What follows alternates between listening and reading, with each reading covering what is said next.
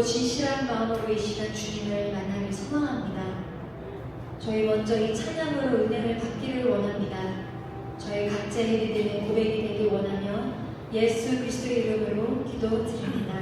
아멘. 할렐루야. 저희 시간 찬양 드리는 시간 갖겠습니다. 저희 오늘 첫 찬양은 오직 예수뿐이네 다 같이 찬양했습니다.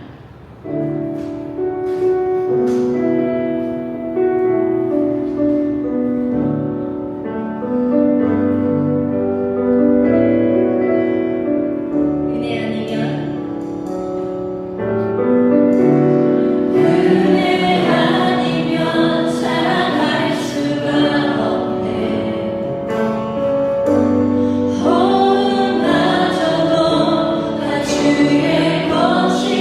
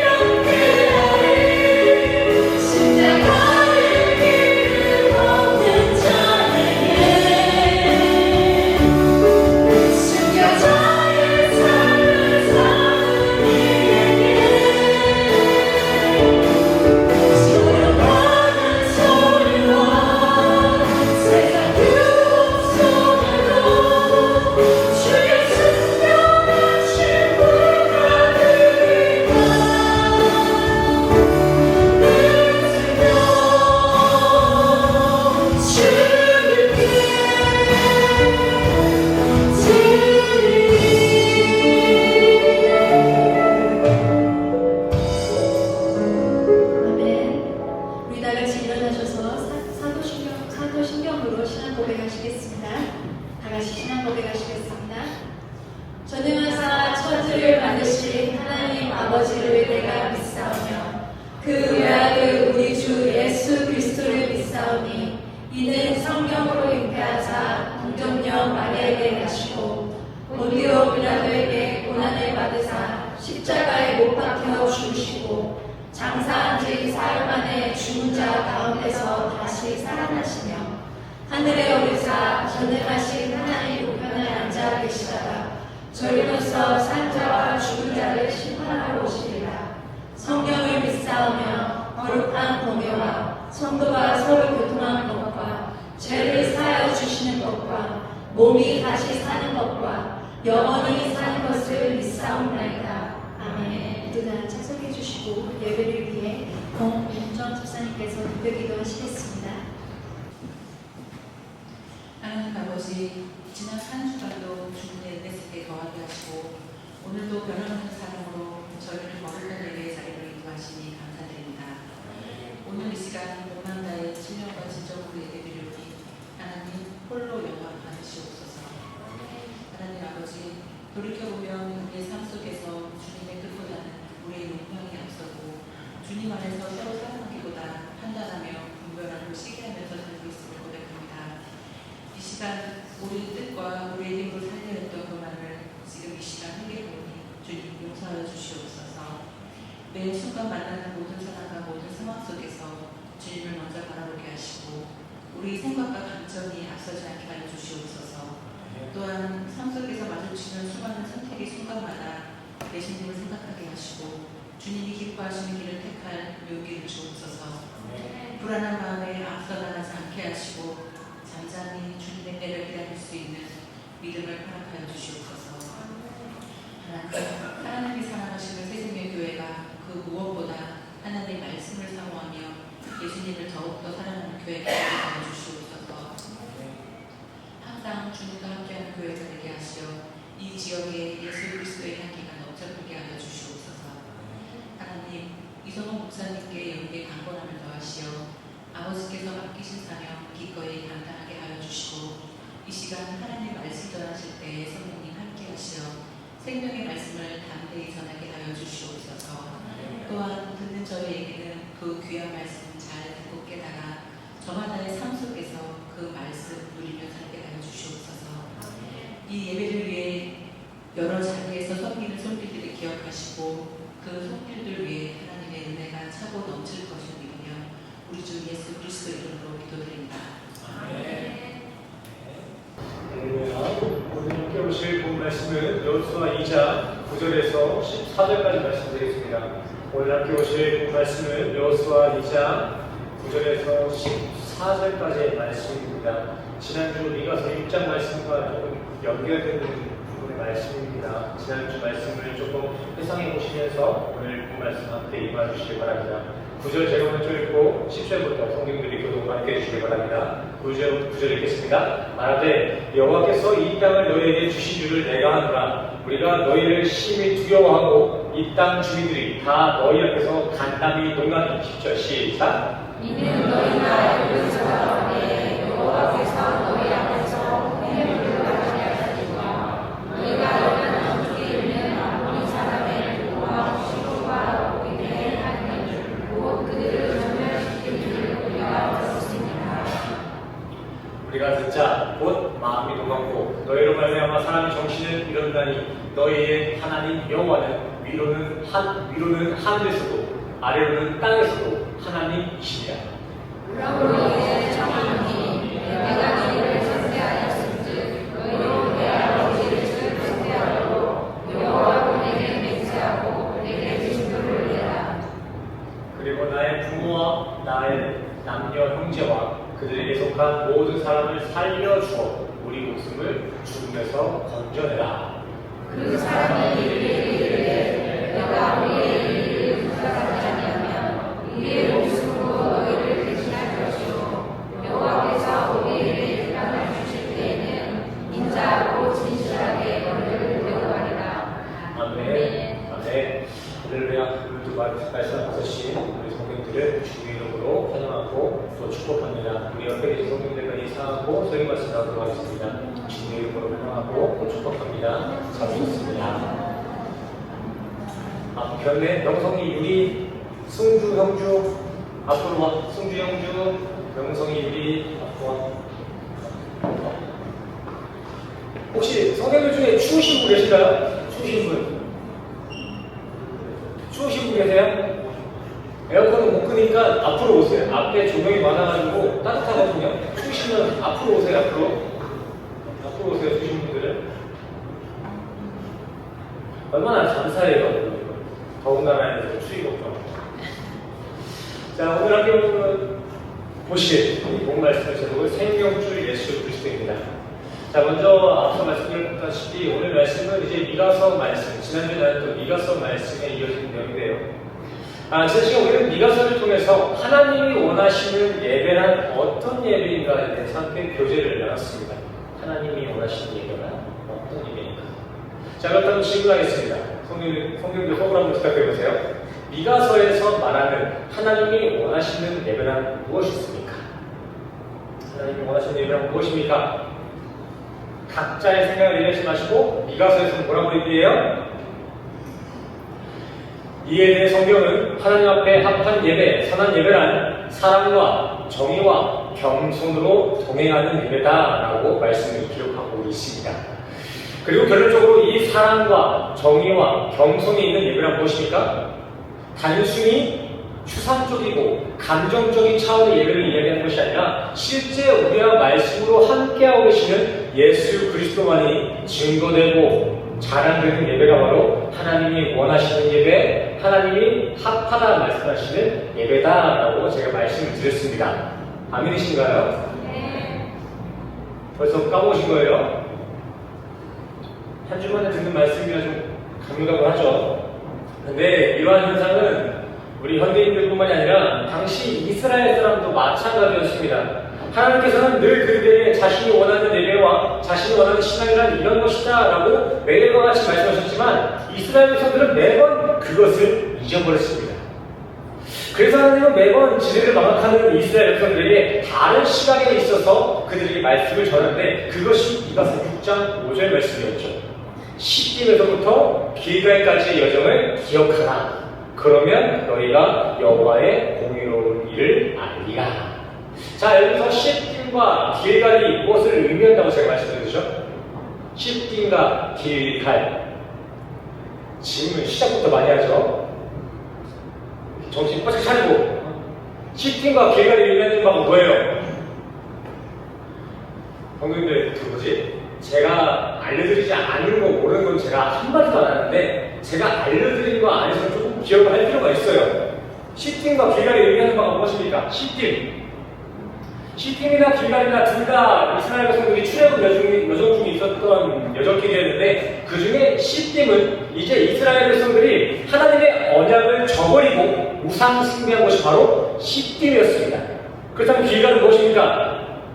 그 시딤을 지나서 이제 길갈에 가게 되는데 그 길갈에 가지고 있는 그 장소의 의미는 하나님께서 이스라엘과의 언약을 다시 회복시킨 자리가 길갈이었습니다. 길갈.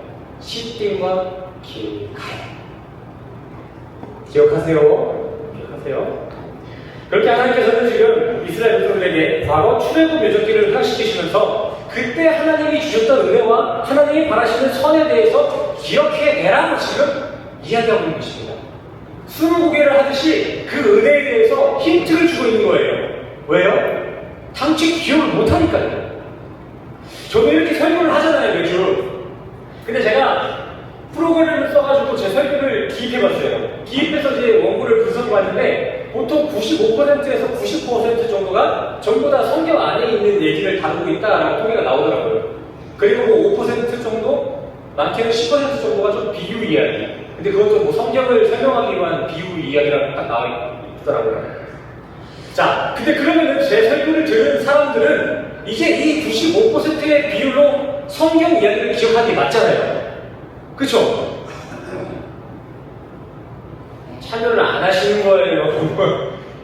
설교의 내용이 95%가 넘게 성경 이야기를 다루고 있다면 이 설교를 들은 성도님들은 설교를 들었을 때 성경 말씀을 기억해야 되는 거잖아요. 그렇죠? 그게 정상이잖아요. 우리가 생각해도 그게 정상이잖아요. 근데 아니에요. 보통 사람들은요, 그 95%의 성경이 아니라 잠깐 새어나오는 제 입방정 혹은 뭐 잠깐 나오는 5%의 비율을 먼저 떠올립니다. 한번 보세요. 제가 당장 지금 성도님들한테 지난주 설교가 어떤 내용이었어요? 라고 물어보시면 뭐라고 이렇게 이야기해 주실 수 있겠습니까? 지난주 설교 내용 못 들으셨어요? 이렇게 얘기하면 뭐라고 할 거예요? 진짜 한 사람씩 물어봐요, 진짜. 저희 학생들도 뭐 1시간 넘게 한 사람씩 잡은 겁니다. 자꾸 그렇게 대답 안 하시면은 한 사람씩 일어서실 거예요. 지난주 설교 못 들으셨어요? 아니면 자식들이 와가지고 엄마 지난주에 목사님이 무슨 설교했어? 하면서 뭐라고 얘기할 거예요? 가장 먼저 무슨 얘기 하겠어요? 우리 딸내미 그 슬리퍼 마신 거 그거부터 얘기하겠죠, 그죠? 제가 지금 선생님들한테 다들 설교 똑바로 듣지 않는다가 이렇게 얘기하는 것이 아니라 지금 이게 비유의 목적이었다라는 것입니다. 그리고 지난 본문에 하나님께서도 이런 차원에서 이스라엘 백성들에게 출애굽 여정을 기억하라라고 명령하신 겁니다. 자꾸 이스라엘이 하나님이 하신 메시지를 잊어버리니까 이전에 몸소 처했던 상황들을 떠올리며 당시에 있었던 하나님의 은혜와 뜻을 기억하라고 그렇게 하나님께서는 다른 시각의 말씀을 그들에게 던져주신 것이죠. 자, 그러면은 그런 지난 시간 본문의 내용을 온전히 이해하려면 이스라엘 백성들이 시띠에서 길게까지 그 중간에 어떤 일들이 있었는지를 알아야겠죠. 그죠? 아멘까지 바라지 않겠습니다. 오케이라고 읽어. 그쵸? 보세요. 그 시딤에서 길갈까지 가는 어떤 여정의 스토리가 있었기 때문에 그 스토리를 통해서 하나님의 은혜란 이런 거다라고 보여준다 지금 얘기하고 있는 거잖아요. 시딤에서 갑자기 그 길갈까지 점프하면 아니잖아요, 그죠? 수많은 일이 있었을 거 아니에요. 그렇게 그 당시 이스라엘 백성들이 시딤에서 길갈까지 가는 중에 있었던 일들이 기록되어 있는 본문이 바로 여호수아 말씀입니다. 하나님이 원하시는 예배, 하나님이 선하다 여기시는 예배, 그 신앙은 예수 안에 있다는 이 은혜의 원리를 전달하기 위해 이스라엘에게 상황을 던져주신 내용이 바로 오늘 본문이다라는 것이겠죠. 자, 오늘 본문의 배경을 간단히 설명해 보겠습니다.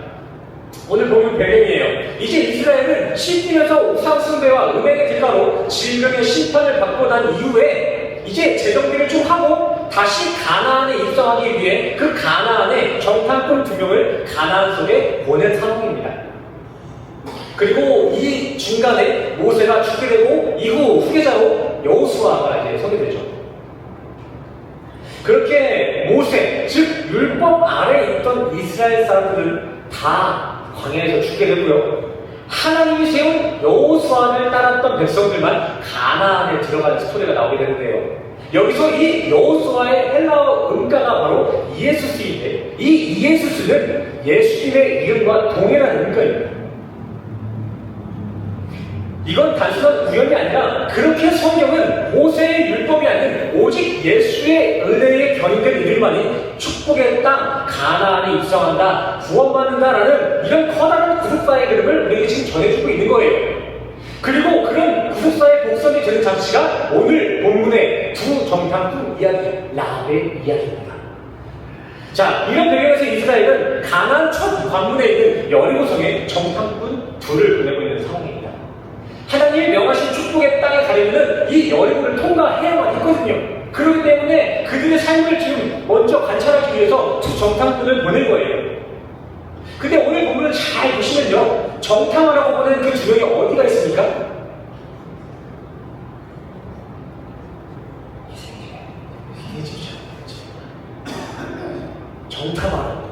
정탐하라고 보낸 그 두 정탐꾼 어디가 있다고요? 이건 문자적으로 보면 진짜 지금 이 정탐꾼 2명이 하라는 정탐을 똑바로 안 하고 다른 데로 생 것처럼 보이지 않습니까? 앞에 나와 있는 것처럼 기생집을 갔다고 하잖아요. 근데 이거는 한정이에요. 이래서 성경은 전체적으로 봐야 된다는 거예요. 문맥을 바라보며. 오늘 본문 후반부 여호수아 2장 15절 말씀을 보시면요, 그 기생 라합의 집이 어디에 있다고 지금 나와 있습니까?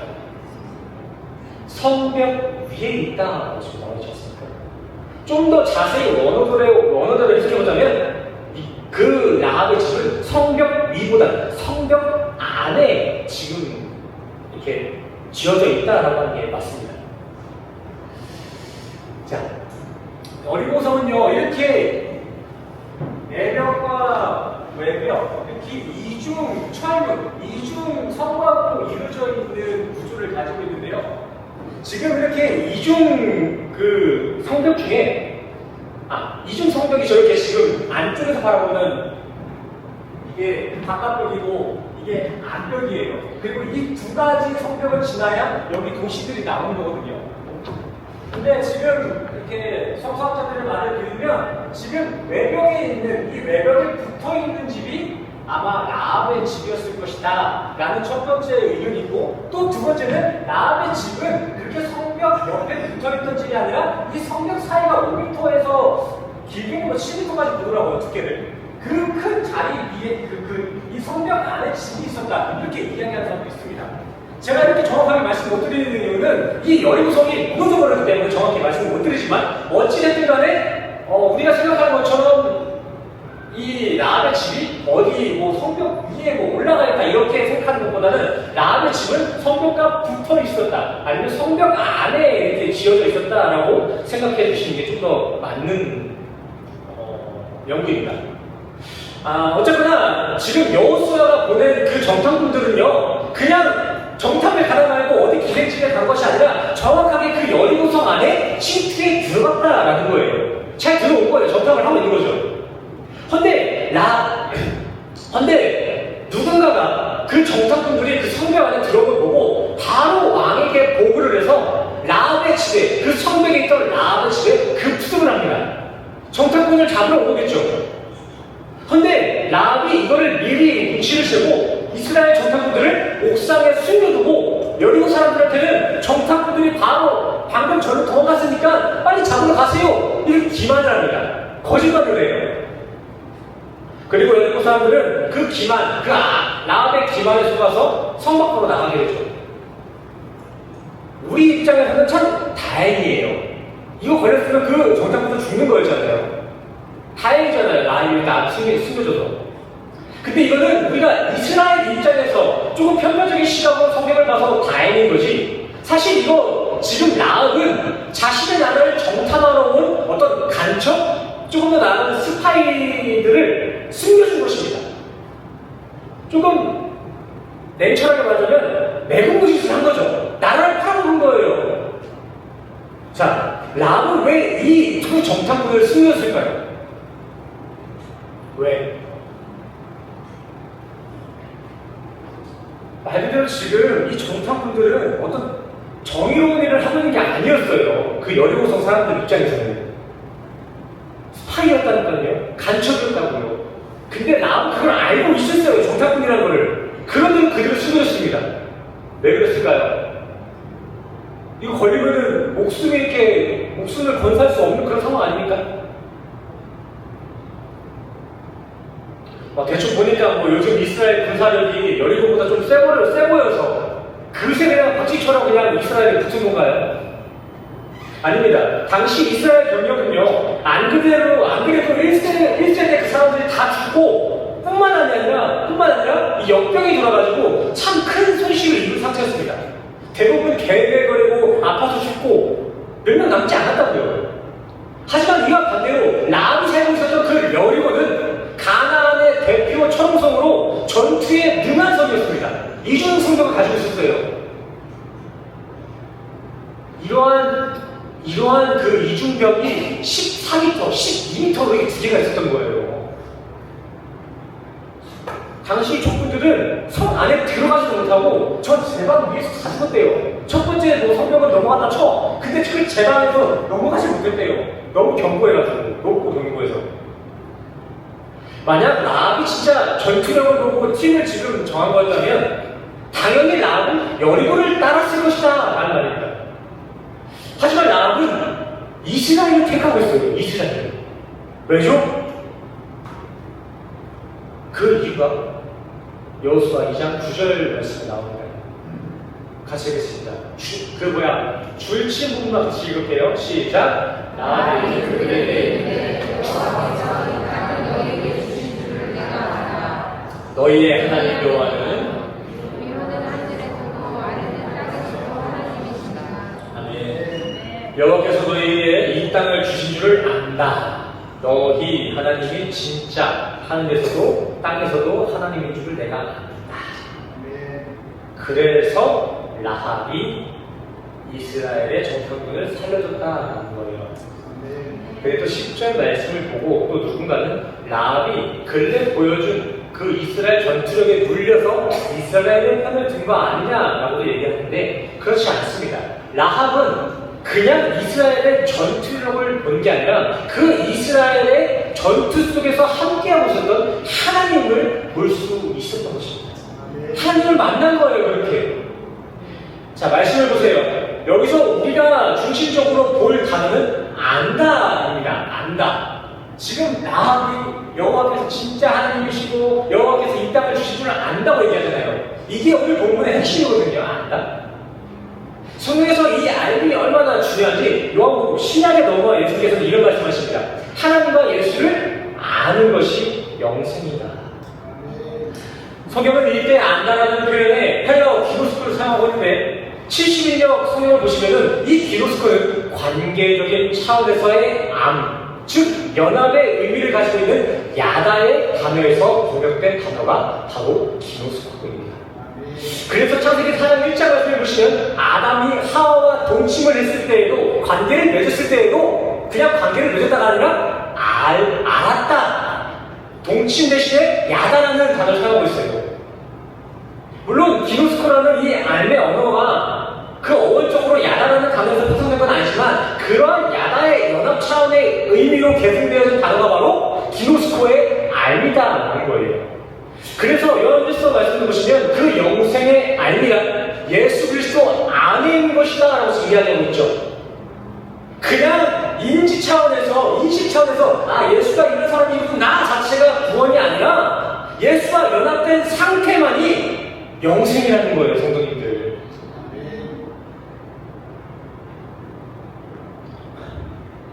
아무튼 왜 이렇게까지 하는지 궁금하시죠, 성도님들? 근데 듣다 보니까 이렇게까지 해야 될 것 같지 않습니까? 저도 매주마다 진짜 고민에 빠져요. 이렇게 하면 성도님들 힘들어하시는 텐데 내가 왜 자꾸 이렇게 해야 되지? 이렇게 해야 돼요, 성도님들. 근데 성도님들 오래 안 걸리니까 조금만 집중해주세요. 그리고 성경은 이렇게 예수와 하나 된 상태를 에이덴의 평안이다 라고 이야기하고 또 그 믿음의 주와 함께 있는 상태를 피스토스, 믿음이 있는 자다 라고 이야기하고 있습니다. 자, 정리해보자면 라합은 지금 하나님과 언약적 관계 속에 있었다는 거예요. 어디에서 그 힌트가 나온다? 하나님을 아노라라는 그 단어에서 나온 겁니다.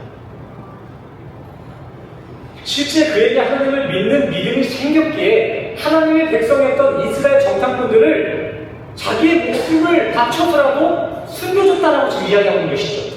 야고보서나 히브리서에서 한번 보세요. 성경은 그녀를 이야기할 때 꼭 믿음을 붙여서 이야기합니다. 아니 조금 더 면밀하게 따져보자면 성경은 라합으로 믿음을 증거하고 있어요. 이렇게 라합은 당시 분명 믿음 안에 있었다는 거예요. 이방인이었지만.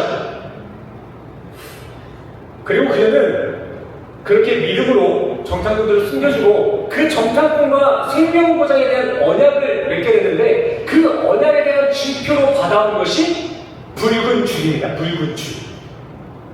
그리고 실제 라합은 그 붉은 줄 하나만 의지해서 여리고성이 모두 다 무너질 때 자기 가정을 안전하게 구원해내죠.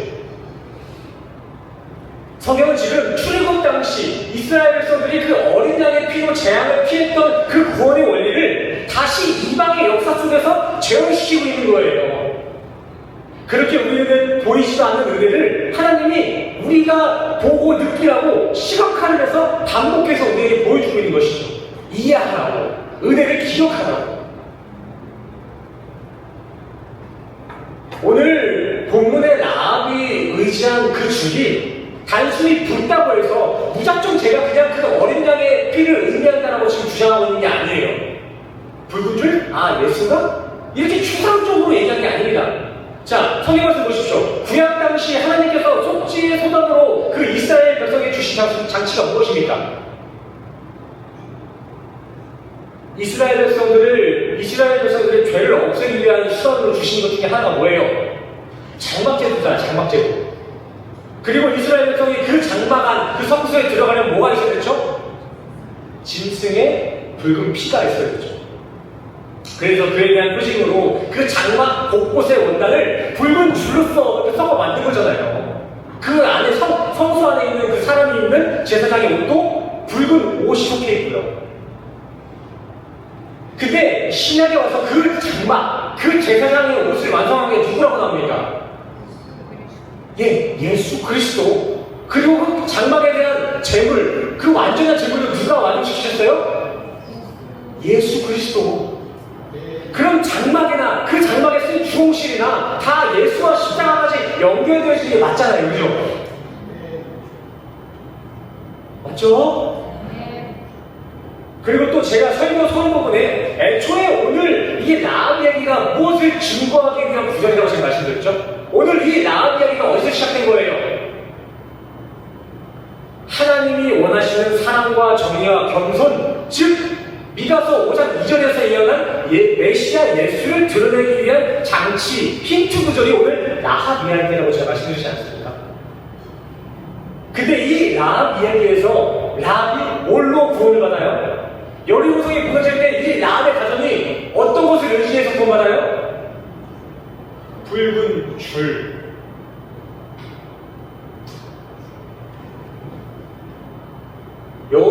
그 여리고성이 무너질 때 그 라합의 메시아가 누구였어요?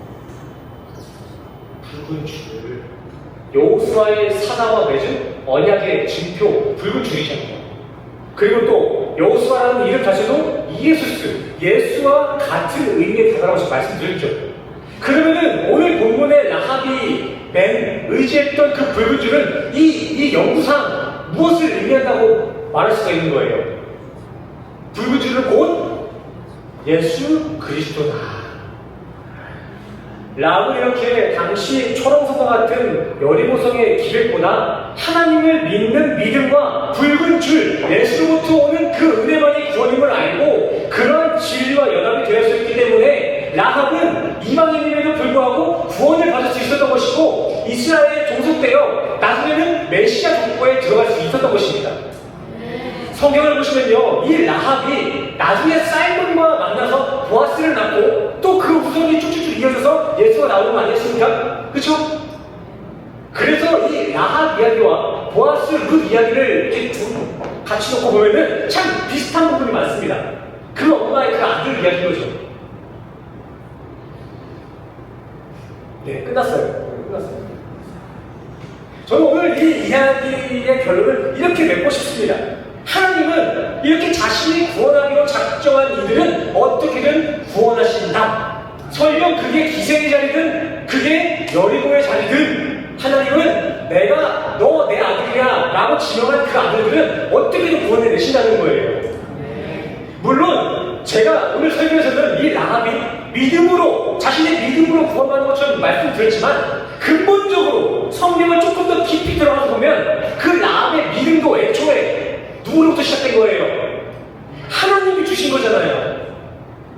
하나님을 알았다고 하는 그 안도 누가 주신 거예요? 하나님이 라합에게 찾아가서 던져주신 거 아니겠습니까? 나와 있잖아요. 아버지께서 주실지 아니면 아무도 모른다고. 저는 그 라합은 이방인이었을 뿐만이 아니라 그 이방 사람들 중에서도 천하게 취급받는 기생 출신의 여인이었습니다. 누구는 뭐 성전 창기였다라고 얘기하는데 아닌 것 같아요. 그건 아무리 연구해도 그쪽으로 흘러가지 않더라고요. 그냥 몸 팔고 했던 그런 창기였어요, 창기. 그런 게 당시 유대 이스라엘 시각에 이 라합은요, 당최 구원을 받을 수가 없는 사람이었습니다. 유대인들 입장에서는요. 율법으로 바라봤었거든요. 왜요? 그 라합은 유대인도 아닐 뿐더러 부정한 일을 하는 사람이었으니까요. 율법을 벗겨면 죽어야 되는 사람이에요.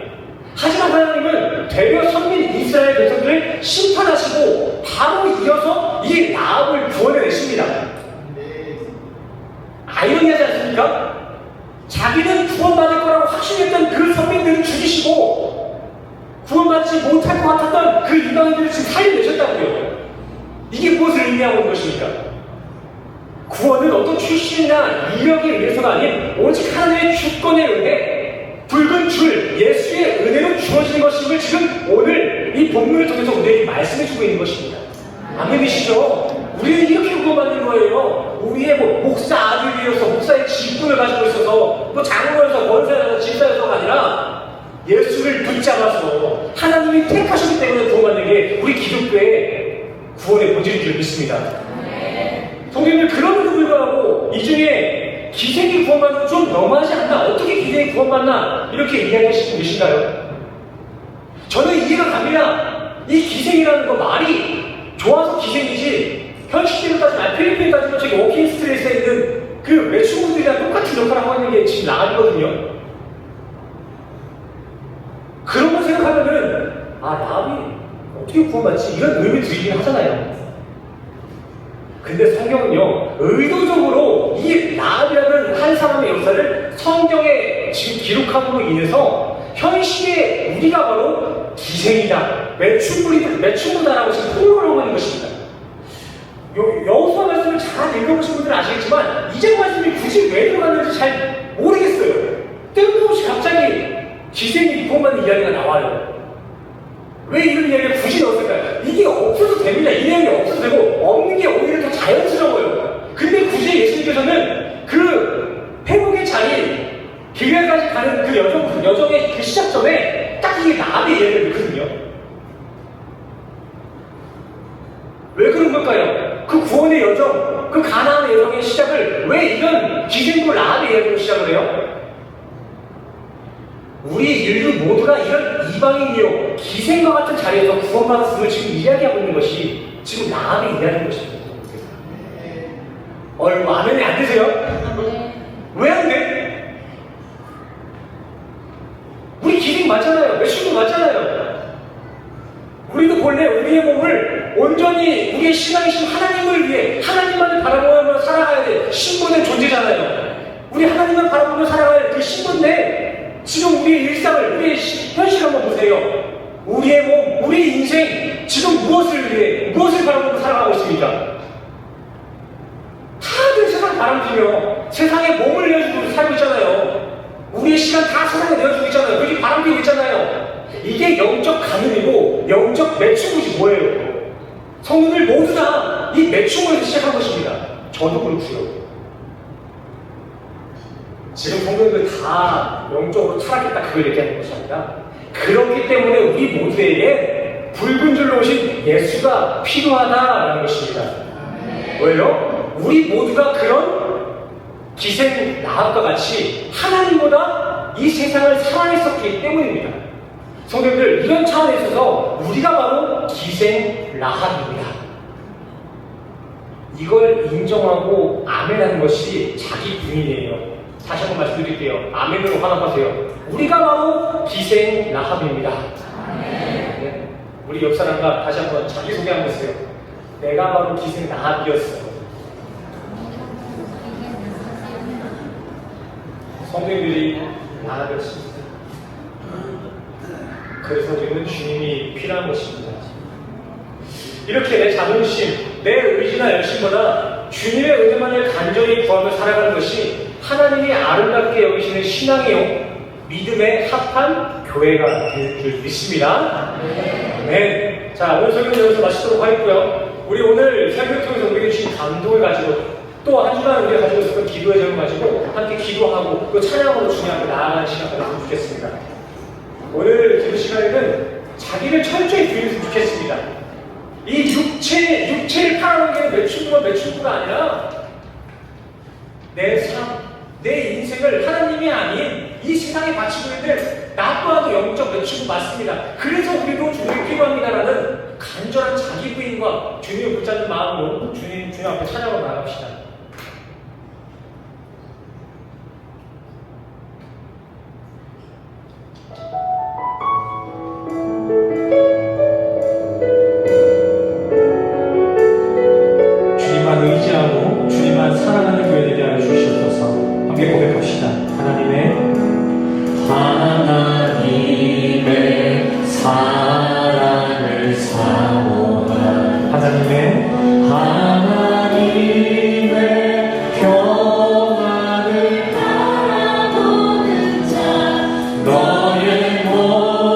모든 것 창조하신 우리 주님이 너를 얼마나 사랑하시는지.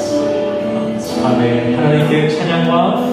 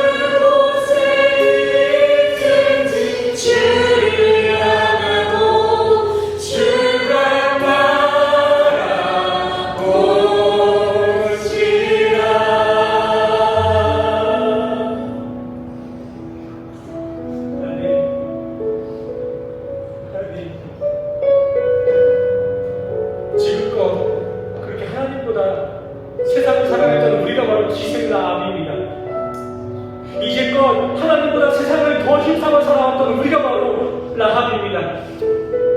그러게 주님, 우리도 이제 그 기생 라합과 같이 이전 그 여리석과 같은 세상의 힘과 에너지를 부인하고 예수의 은혜만을 의지하며 살아가기를 이 시간 결단하며 나아갑니다. 이렇게 주님이 택하여 부르신 우리 성도들이 아버지의 돌보심을 간절히 구하고 있으니 우리 인생을 시작한 주님께서 우리의 마지막까지 선한 길로, 구원의 가장 안전한 길로 주님 인도하여 주시옵소서. 더하여 주님, 이 시간 우리 성도들 지금껏 듣고 배운 그 성경 말씀의 내용들을 듣기만 하는 것이 아니라 삶으로 행하여 믿음으로 주님 앞에 서보자. 각자가 가진 세상 소유물들을 주님 앞에 거룩히 봉헌합니다. 이렇게 세상의 힘을 부인하고 하나님의 도우심만을 믿음으로 구하는 우리 성도들에게 하나님의 도움의 손길을 더하여 주시옵소서. 주님, 이제 우리 성도들 다시 세상에서의 한 주를 살아갑니다. 주님의 그 십자가, 그 주님의 피값으로 내어주신 우리의 이 인생, 세상을 살아가는 음행에서 벗어나게 하시고 오직 신랑이신 하나님만을 바라보면서 거룩한 신부된 한 주로 우리 성도들을 인도하여 주시옵소서. 주님을 의지하고 주님만 바라보는 성도들을 주님이 책임지시고 구원까지 인도해 주실 것을 믿사오며 예수 그리스도의 이름으로 간절히 기도드렸습니다. 아멘. 아멘. 아멘. 우리 시간 다 같이 다 일어나셔서 마지막으로 기대 찬양하시고 축도로 이제 예배를 나가도록 하겠습니다. 마지막 예배 찬양하시고 축도하시겠습니다.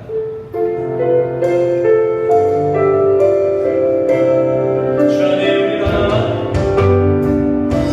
주 안에 우리 하나 곳은 달라도 예수님 한 분만 바라네.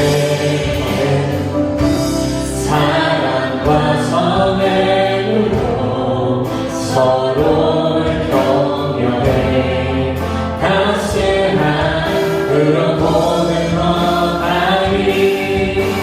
주님 우리 안에 함께 하시니 형제자매에게 기쁨과 슬픔 느끼는 내 안에 있는 주의 모습 보내 그 기뻐하시네. 아멘. 함께 고백합시다. 주님 우리를 통하여서 주님 우리의 통해 계획하시니 부족한 입술로 찬양하게 하시니 주님 우리의 통해 계획하시니 너희 통해 하시는